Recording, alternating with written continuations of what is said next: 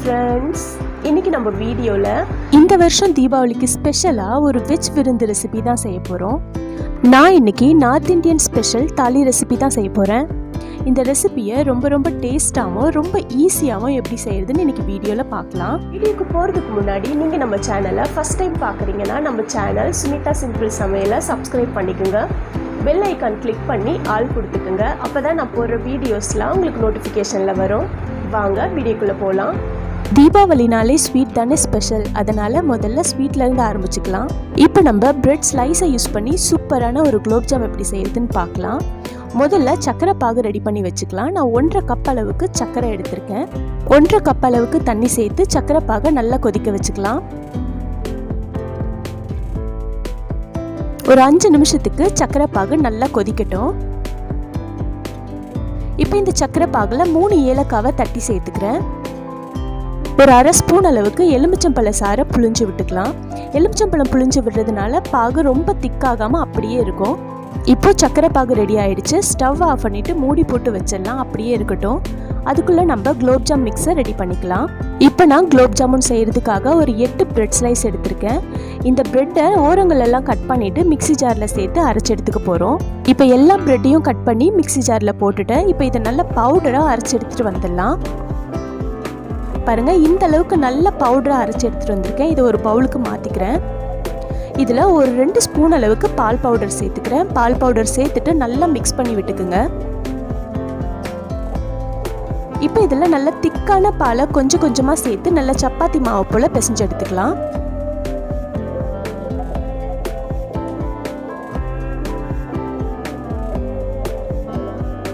இப்போ சப்பாத்தி மாவு போல் நல்லா பிசைஞ்சு எடுத்தாச்சு. இதில் 1 ஸ்பூன் அளவுக்கு நெய் சேர்த்துட்டு நல்லா பிசைஞ்சு எடுத்துக்கலாம். இப்போ குலோப் ஜாமுனுக்கு மாவு ரெடி ஆயிடுச்சு. நான் குலோப் ஜாமுனுக்குள்ளே ஸ்டஃப் பண்ணுறதுக்காக கொஞ்சம் முந்திரியும் உடைச்சி வச்சுருக்கேன். கொஞ்சமாக மாவு எடுத்துட்டு அதில் கொஞ்சம் முந்திரியை வச்சு நல்லா ரவுண்டாக குலோப் ஜாமுன் மாதிரி உருட்டி எடுத்துக்கலாம்.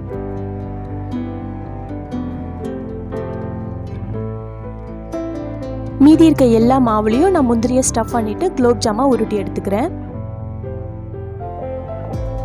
இப்போ எல்லா மாவும் ரெடி ஆயிடுச்சு. இப்போ இதை எண்ணெயில் பொரிச்சு எடுத்துக்கலாம். இப்போ குலோப்ஜாம் பொரிக்கிறதுக்காக தேவையான அளவு எண்ணெய் எடுத்திருக்கேன். இந்த எண்ணெய் ரொம்ப சூடாக இல்லாமல் மிதமான சூடில் இருக்க மாதிரி பார்த்துக்குங்க. குலோப் ஜாமுனை போட்டுட்டு கொஞ்சம் பொறுமையாக திருப்பி விட்டுக்குங்க. இப்போ நல்லா கலர் மாதிரி வந்திருக்கு. இன்னும் கொஞ்சம் கலர் மாறின உடனே குலோப் ஜாமுனை எடுத்துட்டு நம்ம ரெடி பண்ணி வச்சுருந்த சுகர் சிரப்பில் சேர்த்துடலாம். இப்போ இந்த குலோப் ஜாமுன் ஒரு 1/2 ஹவருக்கு இந்த சுகர் சிரப்பில் நல்லா ஊறட்டும். அடுத்து நம்ம வெஜ் புலாவ் செய்ய ஆரம்பிச்சிடலாம். நம்ம இன்னைக்கு பச்சை பட்டாணியும் கேரட்டையும் போட்டு ரொம்ப சிம்பிளான ஒரு வெஜ் புலாவ் ரொம்ப டேஸ்ட்டாக எப்படி செய்யறதுன்னு பார்க்கலாம். புலாவ் செய்கிறதுக்காக ஒரு குக்கரில் 2 டேபிள் ஸ்பூன் அளவுக்கு நெய் சேர்த்துக்கிறேன். 3 பட்டை துண்டு, 3 ஏலக்காய், 3 கிராம்பு, 3 பிரிஞ்சி இலை சேர்த்துக்கிறேன். ஒரு 10 முந்திரியை அப்படியே சேர்த்துக்கலாம். சேர்த்துட்டு ஒரு வாட்டி நல்லா மிக்ஸ் பண்ணி விட்டுக்குங்க. ஒரு பெரிய கேரட்டை நீல வாக்கில் கட் பண்ணி சேர்த்துட்டு வதக்கி விட்டுக்கலாம். ஒரு 1/2 கப் அளவுக்கு ஃப்ரெஷ்ஷான பச்சை பட்டாணியை சேர்த்துக்கிறேன். சேர்த்துட்டு ஒரு வாட்டி நல்லா மிக்ஸ் பண்ணி விட்டுக்குங்க. இப்போ நான் 1 கப் அளவுக்கு பாஸ்மதி அரிசியை நல்லா கழுவிட்டு ஒரு 10 நிமிஷம் முன்னாடியே ஊற வச்சு வச்சுருந்தேன். அந்த அரிசியை சேர்த்துக்கலாம். சேர்த்துட்டு நல்லா மிக்ஸ் பண்ணி விட்டுக்குங்க. இப்போ தேவையான அளவு உப்பு சேர்த்துக்கலாம். நான் 1 ஸ்பூன் அளவுக்கு கல் உப்பு சேர்த்துக்கிறேன். 1/2 ஸ்பூன் அளவுக்கு சீரகத்தூளும் 1/2 ஸ்பூன் அளவுக்கு கரம் மசாலாவும் சேர்த்துக்கலாம். ஒரு கைப்பிடி அளவுக்கு கொத்தமல்லி தலையை பொடியாக கட் பண்ணி சேர்த்துட்டு நல்லா மிக்ஸ் பண்ணி விட்டுக்குங்க. நான் 1 கப் அளவுக்கு பாஸ்மதி அரிசி எடுத்திருந்தேன். இந்த அரிசிக்கு 1.25 கப் அளவுக்கு தண்ணி சேர்த்தா சரியாக இருக்கும். தண்ணி சேர்த்துட்டு நல்லா மிக்ஸ் பண்ணி விட்டுக்குங்க. தண்ணி நல்லா கொதிச்சு பாஸ்மதி அரிசி கொஞ்சம் வெந்து வரட்டும். அதுக்கப்புறமா மூடி போட்டுக்கலாம். இப்போ பாஸ்மதி அரிசி பாதி அளவுக்கு நல்லா வெந்து வந்திருக்கு. இப்போ நான் இதில் கொஞ்சமாக கொத்தமல்லி தலை தூவிக்கிறேன். குக்கரை மூடிட்டு லோ டு மீடியம் ஃப்ளேமில் ஒரு விசில் வந்த உடனே ஸ்டவ் ஆஃப் பண்ணிடலாம்.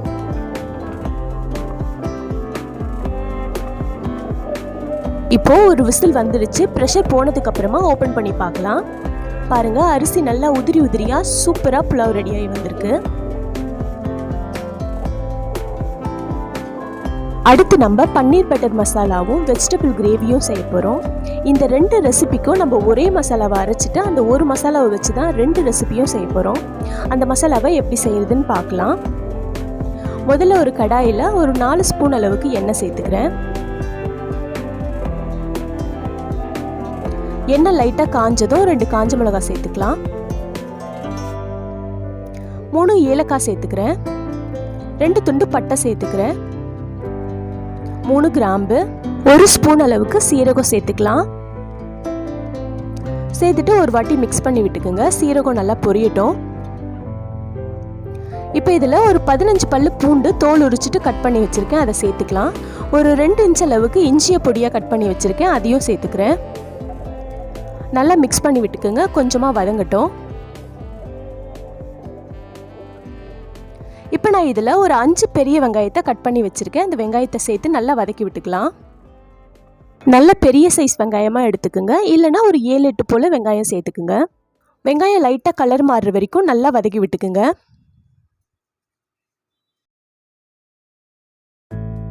வெங்காயம் நல்லா வதங்கியிருக்கு. இப்போ இதில் ஒரு 7 தக்காளியை கட் பண்ணி சேர்த்துக்கிறேன். வெங்காயத்தை விட தக்காளி கொஞ்சம் எக்ஸ்ட்ரா சேர்த்துக்குங்க. தக்காளியை சேர்த்துட்டு நல்லா வதக்கி விட்டுக்கலாம். தக்காளியும் கொஞ்சம் வதங்கணும்.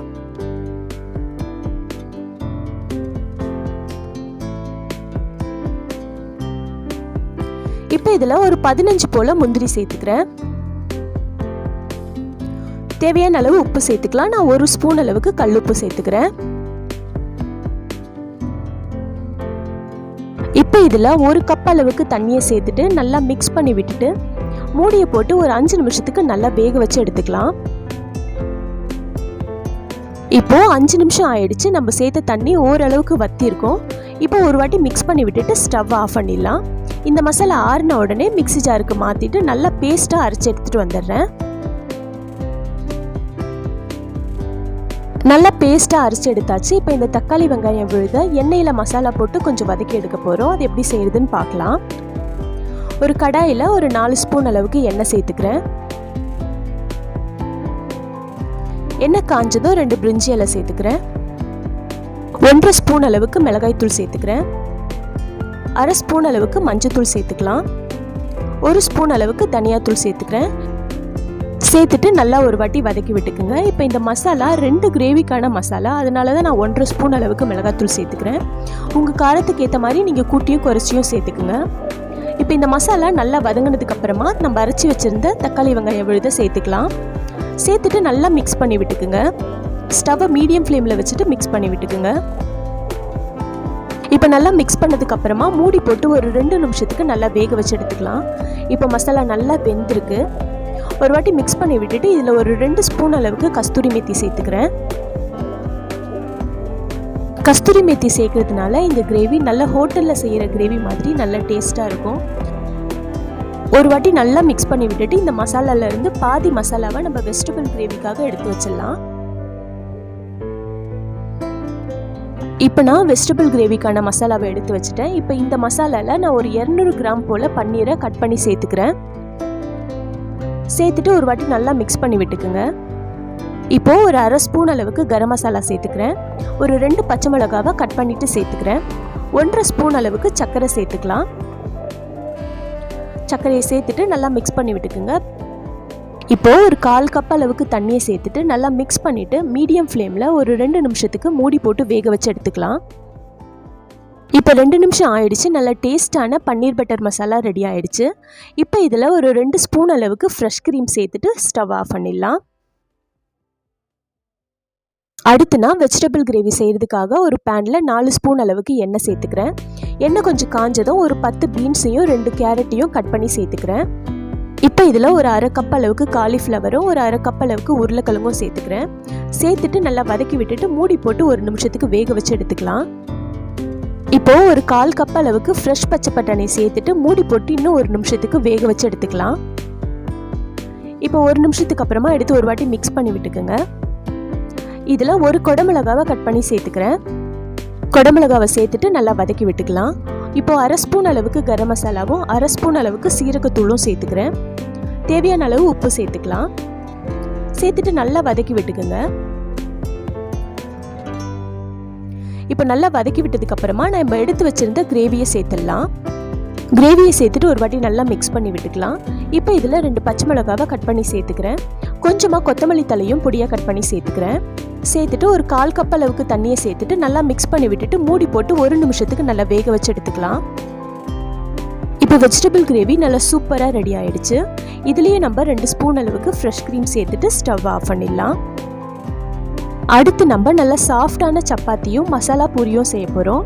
இந்த சப்பாத்தி பூரிக்கான மாவை முதல்ல ரெடி பண்ணி வச்சுக்கலாம்.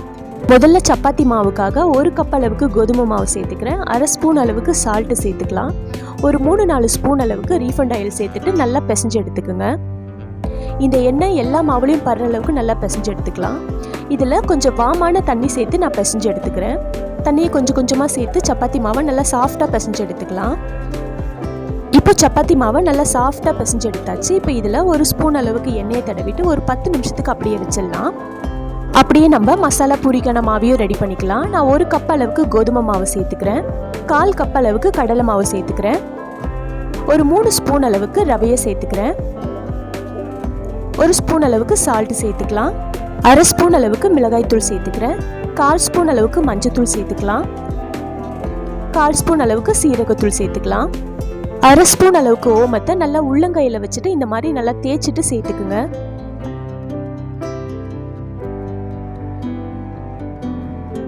1/2 ஸ்பூன் அளவுக்கு சீரகம் சேர்த்துக்கலாம். கொஞ்சமாக பெருங்காயத்தூள் சேர்த்துக்கிறேன். ஒரு கைப்பிடி அளவுக்கு கஸ்தூரி மேத்தியை சேர்த்துக்கிறேன். இப்போ எல்லா மசாலாவும் சேர்த்ததுக்கு அப்புறமா ஒரு வாட்டி நல்லா மிக்ஸ் பண்ணி விட்டுக்கலாம். இப்போ இதில் ஒரு 2-3 ஸ்பூன் அளவுக்கு ரீஃபண்ட் ஆயில் சேர்த்துக்கிறேன். இப்போ இந்த மாவில் கொஞ்சம் சூடான தண்ணியை சேர்த்துட்டு நல்லா சப்பாத்தி மாவு போல் பிசைஞ்சு எடுத்துக்கலாம். இப்போ மசாலா பூரிக்கான மாவெல்லாம் நல்லா பிசைஞ்சு எடுத்தாச்சு. இப்போ இதுலேயும் ஒரு 2 ஸ்பூன் அளவுக்கு எண்ணெயை சேர்த்துட்டு நல்லா தடவிட்டு ஒரு 10 நிமிஷம் போல் இந்த மாவை அப்படியே ஊற விட்டுடலாம். அப்படியே இருக்கட்டும். இப்போ சப்பாத்தி மாவு 10 நிமிஷத்துக்கு நல்லா ஊறி இருக்கு. இப்போ மாவை தேய்ச்சி எடுத்துட்டு சப்பாத்தி சுட்டு எடுத்துக்கலாம். இப்போ சப்பாத்தி நல்லா லேயராக வரதுக்காக இந்த மாவை முதல்ல ரவுண்டாக திரட்டி எடுத்துக்கிறேன். அது மேலே ஒரு 1/2 ஸ்பூன் அளவுக்கு எண்ணெயை தடவிட்டு அந்த மாவை 2ஆக மடித்து எடுத்துக்கிறேன். இது மேலேயும் கொஞ்சம் எண்ணெயை தடவிட்டு இதையும் மடித்து எடுத்துக்கலாம். இப்போ இதில் கொஞ்சமாக கோதுமை மாவை ஸ்ப்ரெட் பண்ணி விட்டுட்டு சப்பாத்திக்கு மாவு திரட்டி எடுத்துக்கலாம். இந்த அளவுக்கு நல்லா மெலிசா மாவு திரட்டி எடுத்துக்கோங்க. நான் எல்லா மாவையும் திரட்டி எடுத்துட்டேன். இப்போ சப்பாத்தி சுட ஆரம்பிச்சிடலாம். இப்போ ஒரு தோசை கல்லில் சப்பாத்தி மாவை போட்டுட்டு 2 பக்கமும் ஒரு 1/2 நிமிஷத்துக்கு வேக வச்சு எடுத்துக்கோங்க. அதுக்கப்புறமா ஒரு 1/2 ஸ்பூன் எண்ணெயை சேர்த்துட்டு 2 சைடும் சப்பாத்தியை வேக வச்சு எடுத்துடலாம். இதே போல் மீதி இருக்க எல்லா சப்பாத்தியும் நான் சுட்டு எடுத்துக்கிறேன். இப்போ நம்ம மசாலா பூரிக்காக மாவை திரட்டி எடுத்துக்கலாம். நம்ம ஏற்கனவே ரெடி பண்ணி வச்சுருந்த மாவை நல்லா திரட்டிட்டு சின்ன சின்ன பூரியாக வர்ற மாதிரி ஒரு மூடியை வச்சு கட் பண்ணி எடுத்துக்குங்க. இந்த மாதிரி கட் பண்ணி எடுத்து நம்ம எல்லா மசாலா பூரிக்கான மாவையும் திரட்டி எடுத்துக்கலாம். இப்போ மசாலா பூரி சுடுறதுக்காக எண்ணெய் ரொம்ப காஞ்சி இல்லாமல் மிதமான சூடில் வச்சுக்கோங்க. ஸ்டவ்வையும் மீடியம் ஃப்ளேம்லேயே வச்சுட்டு மசாலா பூரியை சுட்டு எடுத்துக்கோங்க. 2 சைடும் நல்லா வெந்து வந்ததுக்கு அப்புறமா பூரியை எடுத்துடலாம். இதே போல் நான் மீதி இருக்க எல்லா மாவுலையும் பூரி சுட்டு எடுத்துக்கிறேன். அடுத்து அப்பளத்தை சுட்டு எடுத்துக்கலாம். நான் இன்னைக்கு மசாலா அப்பளம் எடுத்திருக்கேன். அப்பளத்தை எண்ணெயில் பொரிச்சு எடுக்காமல் இந்த மாதிரி தோசைக்கல்லில் வச்சு ஒரு துணியை வச்சு இந்த மாதிரி ப்ரெஸ் பண்ணி விட்டிங்கன்னா ஒரு சைடு நல்லா வெந்து வந்திருக்கும். அதுக்கப்புறம் திருப்பி போட்டு அடுத்த சைடும் இந்த மாதிரி ப்ரெஸ் பண்ணி விட்டு அப்பளத்தை சுட்டு எடுத்துக்கலாம். இந்த மாதிரி தோசைக்கல்லில் அப்பளம் சுட்டு எடுக்கும்போது அப்பளம் நல்லா டேஸ்ட்டாக இருக்கும். இப்போ நம்ம ஒரு டிஷ்யூ பேப்பர் வச்சு இந்த அப்பளத்தை அப்படியே சுருட்டி எடுத்துக்கலாம். சுருட்டிட்டு கொஞ்ச நேரம் அப்படியே வச்சுருங்க. இப்போ ரோல்டு அப்பளம் சூப்பராக ரெடி ஆயிடுச்சு. இதே போல் நான் எல்லா அப்பளத்தையும் சுட்டு எடுத்துக்கிறேன். அவ்வளோதாங்க, அப்பளம்லாம் சுட்டு எடுத்தாச்சு. கடைசியாக நம்ம ரைத்தா செஞ்சுக்கலாம். நான் இன்னைக்கு பூந்தி ரைத்தா செய்ய போகிறேன். பூந்தி ரைத்தா செய்கிறதுக்காக நான் 1 கப் அளவுக்கு தயிர் எடுத்திருக்கேன். இதில் 1 ஸ்பூன் அளவுக்கு பவுடர் சுகர் சேர்த்துக்கிறேன். கொஞ்சமாக பால் சேர்த்துக்கிறேன். சேர்த்துட்டு நல்லா மிக்ஸ் பண்ணி விட்டுக்குங்க. இப்போ இதில் ஒரு பிஞ்ச் அளவுக்கு உப்பு சேர்த்துக்கிறேன். 1/4 ஸ்பூன் அளவுக்கு சாட் மசாலாவும் 1/4 ஸ்பூன் அளவுக்கு மிளகாய் தூளும் சேர்த்துட்டு நல்லா மிக்ஸ் பண்ணி விட்டுக்கலாம். பூந்தியை நம்ம இப்போவே சேர்க்க வேண்டாம், நம்ம பரிமாறும் போது சேர்த்தா போதும். இதை அப்படியே எடுத்து வச்சிடலாம். அவ்வளோதாங்க, தீபாவளிக்கு ஸ்பெஷலாக நார்த் இந்தியன் வெஜ் தாலி நல்லா சூப்பராக ரெடி ஆயிடுச்சு. இப்போ நம்ம பரிமாறிக்கலாம். முதல்ல நான் வெஜ் புலாவ் வச்சுருக்கேன். Butter paneer masala, mixed vegetable gravy, ரைத்தாக்காக நம்ம ரெடி பண்ணி வச்சுருந்த தயிரை சேர்த்துக்கிறேன். இது மேலே கொஞ்சமாக பூந்தியை போட்டுக்கலாம். சாலட்காக நான் வெள்ளரிக்காய், வெங்காயம், கேரட்டை கட் பண்ணி வச்சுருந்தேன், அதையும் சேர்த்துக்கலாம். நம்ம ரெடி பண்ணி வச்சுருந்த பிரெட் குலோப் ஜாமுனை சேர்த்துக்கிறேன். மசாலா பூரியும் சேர்த்துக்கலாம். நல்ல சாஃப்டான லேயர் சப்பாத்தியை வச்சுக்கிறேன். கடைசியாக நம்ம ரோல் பண்ண அப்பளத்தை வச்சுக்கலாம். அவ்வளோதாங்க, இந்த வருஷம் தீபாவளியை நல்லா ஸ்பெஷல் ஆக்கிறதுக்காக சூப்பரான ஒரு வெஜ் விருந்து ரெடி ஆயிடுச்சு. இந்த ரெசிபி எல்லாமே ரொம்ப டேஸ்ட்டாக இருக்குங்க, செய்யறதுக்கும் ரொம்ப சுலபமாக செஞ்சிடலாம். இந்த ஸ்பெஷல் மீல்ஸை என் பசங்க ரொம்ப என்ஜாய் பண்ணி சாப்பிட்டாங்க. நீங்களும் உங்கள் வீட்டில் இருக்கவங்களுக்கு செஞ்சு கொடுத்து இந்த தீபாவளியை ரொம்ப சந்தோஷமாக செலிப்ரேட் பண்ணுங்க. இந்த தீபாவளி ஸ்பெஷல் ரெசிபி உங்களுக்கு பிடிச்சிருந்ததுன்னா இந்த வீடியோக்கு ஒரு லைக் போட்டுக்கோங்க. நீங்கள் நம்ம சேனலை ஃபஸ்ட் டைம் பார்க்குறீங்கன்னா நம்ம சேனல் சுமிதா சிம்பிள் சமையலை சப்ஸ்கிரைப் பண்ணிக்கோங்க. நீங்கள் சப்ஸ்கிரைப் பண்ணுறது தான் அடுத்தடுத்த வீடியோ போடுறதுக்கு எனக்கு நல்ல மோட்டிவேஷனாக இருக்கும். மறக்காமல் பெல் ஐக்கான் கிளிக் பண்ணி ஆள் கொடுத்துக்கோங்க. அப்போ தான் நான் போடுற வீடியோஸ்லாம் உங்களுக்கு நோட்டிஃபிகேஷனில் வரும். அப்புறம் ஃப்ரெண்ட்ஸ், இந்த தீபாவளியை நீங்கள் சேஃபாகவும் ரொம்ப சந்தோஷமாகவும் செலிப்ரேட் பண்ணுங்கள்.